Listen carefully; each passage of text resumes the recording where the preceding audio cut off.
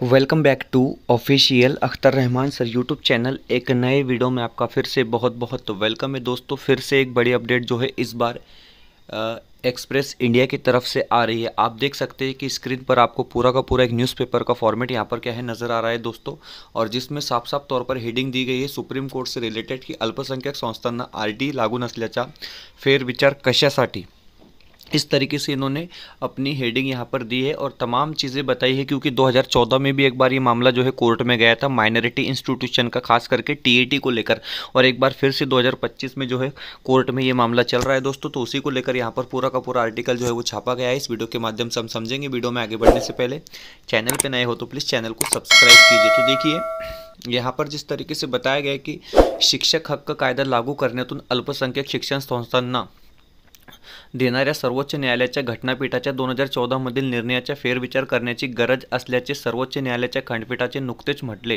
त्या संदर्भात या विषयावर दृष्टिक्षेप। तो देखिए 2014 में जो फैसला आया था माइनॉरिटी इंस्टीट्यूशन को लेकर, टेट को लेकर, तो उसमें फेरविचार करने की ज़रूरत है, इस तरीके से सुप्रीम कोर्ट खुद कह रहा है यहाँ पर। ठीक है, सुप्रीम कोर्ट। अब देखिए सर्वोच्च न्यायालय ने नेमके काय म्हणले। देखिए सर्वोच्च न्यायालय ने क्या कहा है ये पहले हम समझ लेंगे यहाँ पर दोस्तों, क्योंकि एक एक चीज़ जो है आपको अपडेट रहना बहुत ज़रूरी है आपकी परीक्षा की तैयारी को लेकर।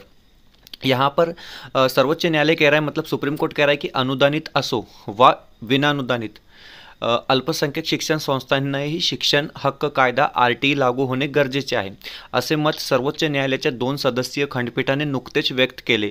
देशातील 6 ते 14 वर्ष वयोगटातील मुलांना मोफत आणि हक्काचे शिक्षण देण्याची तरतूद असलेला हा कायदा लागू करण्यातून अल्पसंख्याक शिक्षण संस्थांना सूट देणाऱ्या सर्वोच्च न्यायालयाच्या घटनापीठाच्या 2014 मधील निर्णयाचा फेरविचार करण्याची गरज असल्याचे सर्वोच्च न्यायालयाने एका खटल्याच्या निकालात म्हटले। हा कायदा लागू करणे अपरिहार्य आहे असे ही न्यायालय ने नमूद केले। तो देखिए दोस्तों एक तरीके से 2014 में मतलब इस तरीके से बताया गया था कि माइनॉरिटी इंस्टीट्यूशन को जो है टीएटी को लेकर अनिवार्य कर देना एक तरीके से सही नहीं होगा, क्योंकि उनके अधिकारों पर ये सीधे सीधे तौर पर हमला है।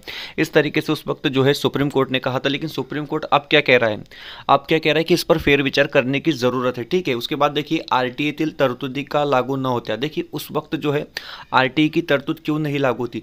Pramati education and cultural trust विरुद्ध यूनियन ऑफ इंडिया या खटल्याच्या 5 न्यायाधीशांच्या घटनापीठाने अल्पसंख्याक शिक्षण संस्थांना आरटी कायद्यातील तरतुदी लागू होत नसल्याचा निकाल दिला होता।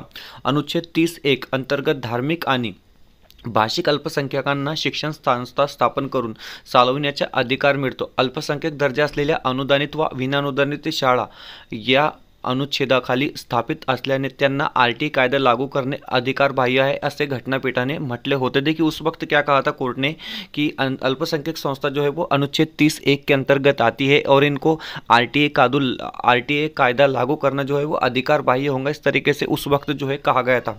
2014 मधील निकालाबाबत अभिप्राय। अब देखिए 2014 के निकाल के बारे में हम यहाँ पर डिस्कस कर रहे हैं। अल्पसंख्यक शिक्षण संस्थातील शिक्षकांना शिक्षक पात्रता परीक्षा अर्थात टेट लागू होते की नाही याबाबतच्या याचिकेवर सुनावणी करताना खंडपीठाने 2014 मधील निकालाची चिकित्सा केली।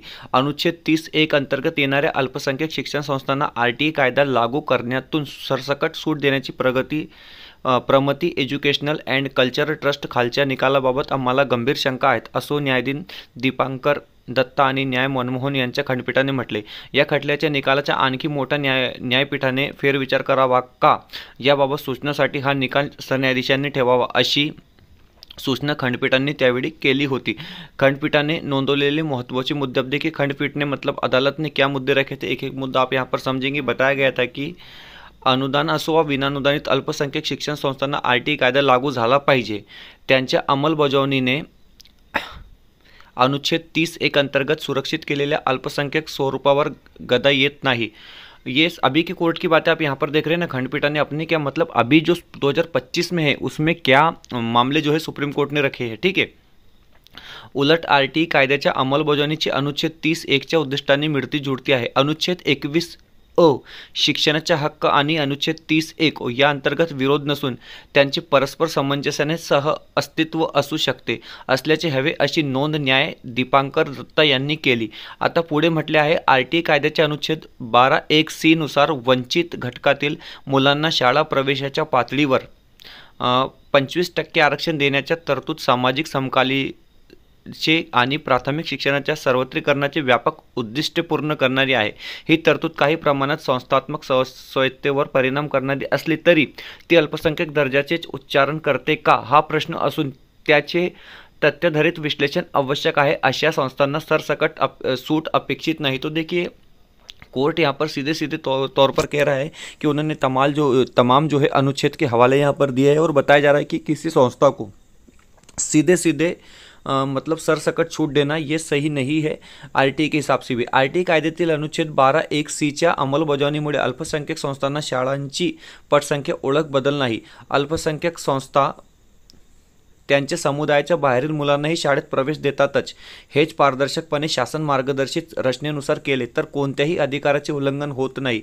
अनुच्छेद 12(1)(c) नुसार सरकारकडून अशा मुलांच्या परतावा मिळावा असल्याचे बोजही पडत नाही। अनुच्छेद 12(1) आणि अनुच्छेद 30(1) या दोन्हीमध्ये विरोध आहे असे गृहीत धरले तरी अल्पसंख्याक समुदायातील वंचित घटकातील मुलांना आरटीई कायद्यांतर्गत प्रवेश देऊन ते मिटवता येऊ शकते असेही खंडपीठाने म्हटले। तो इस तरीके से दोस्तों एक स्पष्ट तरीके से बताया गया कि 2014 में कोर्ट ने क्या कहा था और 2025 में अब कोर्ट क्या कह रही है माइनॉरिटी के केसेस को लेकर, खास करके टीएटी को लेकर। इसलिए यहाँ पर साफ साफ तौर पर हेडिंग दी गई है कि अल्पसंख्याक संस्थांचा आरटीई लागू नसल्याचा फेरविचार कशासाठी, इस तरीके से यहाँ पर क्वेश्चन मार्क जो है दोस्तों बताया गया है। और तफसील से इन्फॉर्मेशन जो है इस न्यूज़पेपर के हवाले से दी गई है। इसको अगर आप डिटेल में पढ़ना चाहते हो दोस्तों तो आपको डिस्क्रिप्शन में जाकर आपको हमारे टेलीग्राम और व्हाट्सअप चैनल को ज्वाइन कर लेना, वहाँ से आप इसको पढ़ सकते हैं। फिलहाल वीडियो में इतना ही। वीडियो बेहतर लगी तो लाइक कीजिए, चैनल पर नए हो दोस्तों तो प्लीज़ चैनल को सब्सक्राइब कीजिए। मिलते हैं नए वीडियो में बेहतर अपडेट।